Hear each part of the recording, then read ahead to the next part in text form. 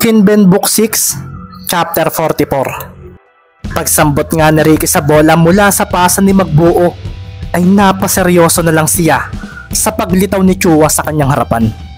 Iniiwas nga niya ang bola mula rito at naramdaman niya ang seryosong datingan nito ngayon. Desidido ka na talagang mapigilan ako.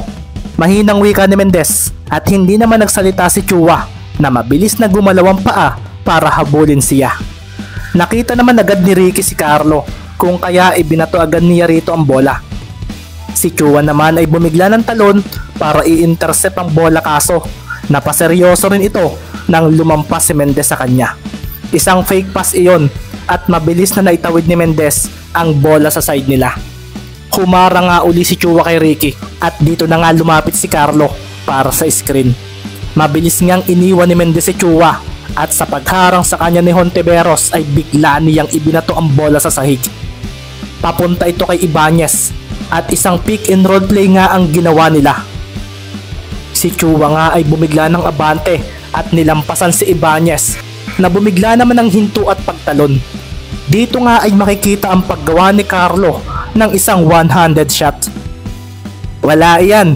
Sambit naman bigla ni Wanabian na lumitaw sa tabi ni Ibanez. Kaso bigla ring ibinato ni Carlo ang bola papunta sa ilalim ng basket dahil nandoon na nga si Maki na iniwanan ng humabol sa kanya. Pagsambot nga ni Maki ay agad siyang tumalon, kaso hindi sumabay sa fake niya si Fajardo. Napaatras tuloy siya at sa pagbagal niya ay binigla niya ng isang turnaround jump shot sa may baseline ang sentro ng kalaban. Wala pa rin iyan. Sabi pa nga ni Fajardo na napaseryoso dahil napangiti si Romero. Hindi isang tira ang kanyang pinakawalan kundi isang pasa. Sinambot nga ayon ni Magbuo at agad niyang idinakdak ang bola ng walang kahirap-hirap. Paglapag nga ni Marlon ay agad siyang humarang kay Fajardo para sa inbounding. Si Mendez nga ay dinikitan agad si Chua at ganoon din ang mga kakampi niya sa mga katapatan nila. Isang full court defense nga ito at bumigla nga ng takbo si Chua papunta sa side nila. Ibinato naman ni Fajardo ang bola at nagtagumpay sila sa pagpasok ng inbound pass na iyon. Si Ricky nga ay mabilis na humarang kay Chua na huminto lang din at hinintay ang pagbaba ng lahat.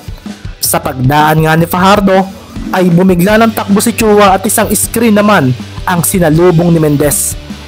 Nakawala si Chua at makikita nga ang pagtalo niya sa 3-point area.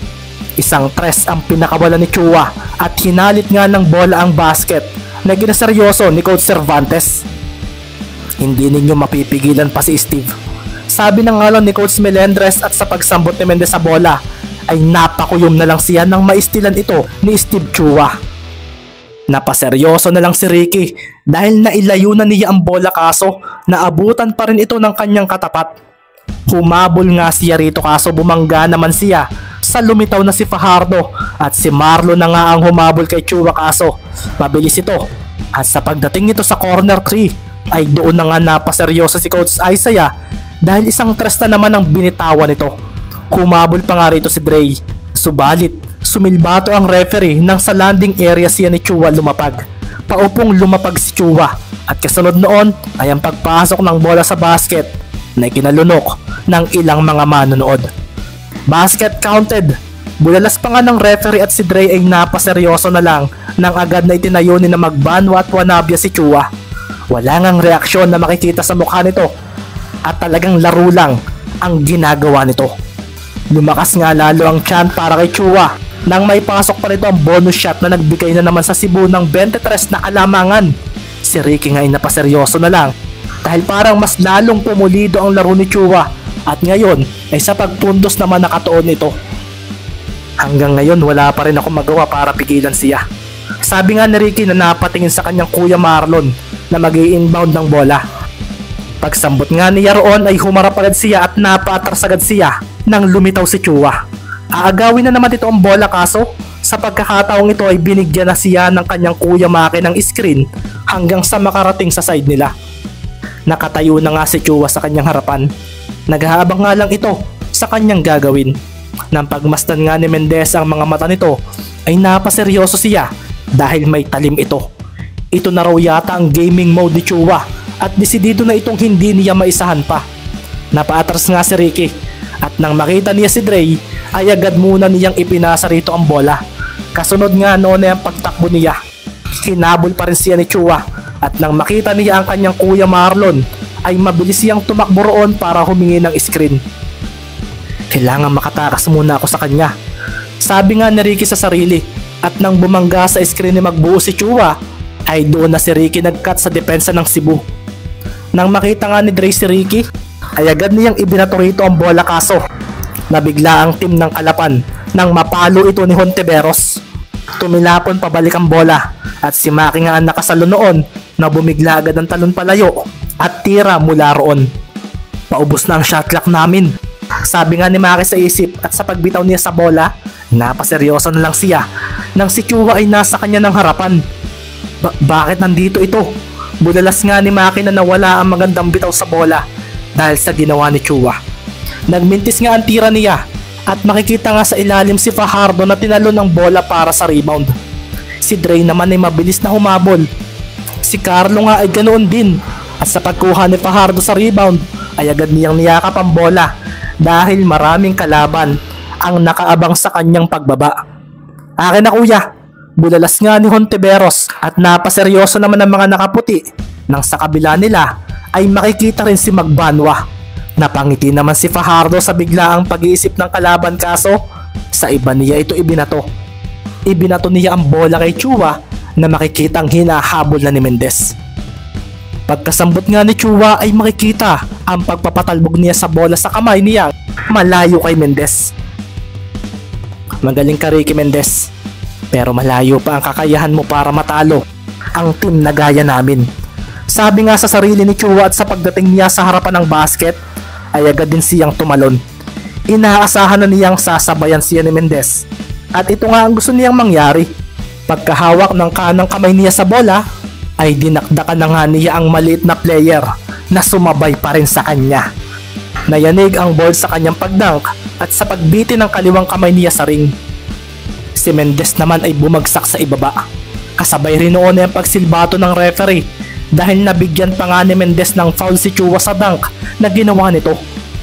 Nagwala tuloy ang Chua fans at doon na nga maririnig ang malakas na MVP chant para sa kanya. Sa isang iglap nga rin ay naglaho ang mga nag-cheer kanina kay Mendez na kinaseryoso na nga lang ni Knight Abad. Paano mo pa magagawang makabawi sa ganyang klase ng player, Ricky Mendez? Bulalas na nga lang sa sarili ni KA7 na marahang napakuyom nang makita ang pagbangon ni Mendez mula sa pagkabagsak.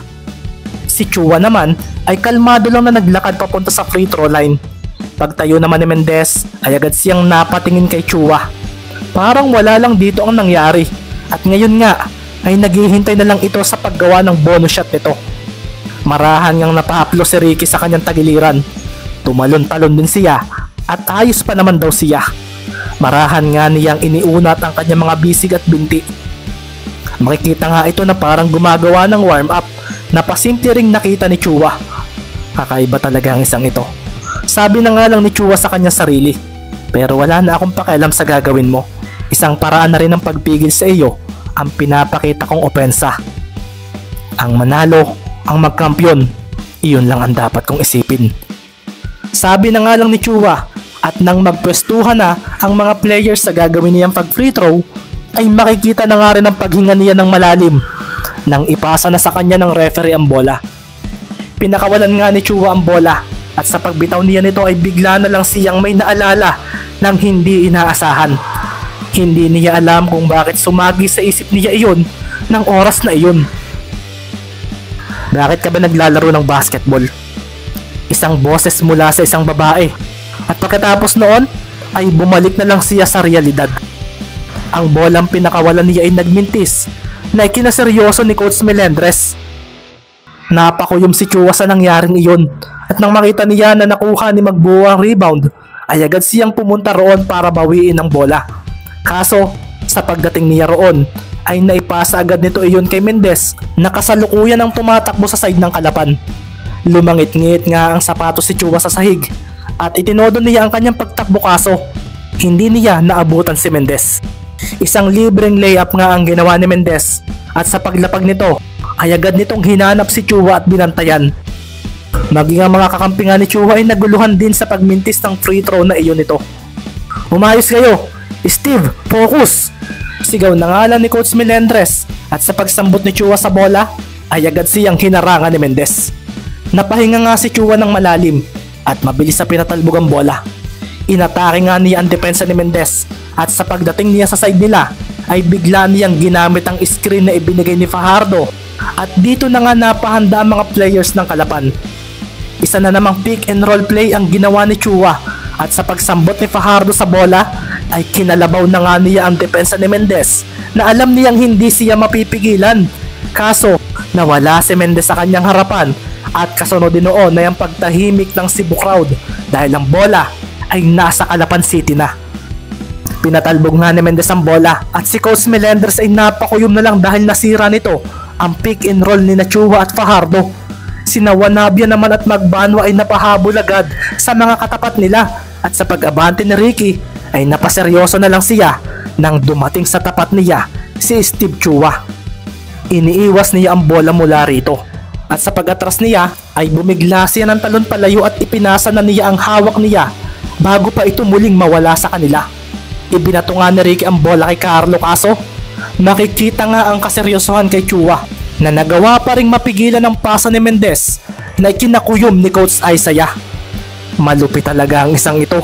Sabi nga ni Isaiah na hindi rin maiwasang humanga sa ace player ng Cebu.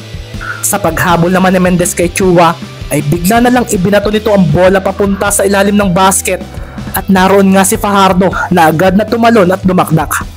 Ang bilis talaga niya magpasa ng bola.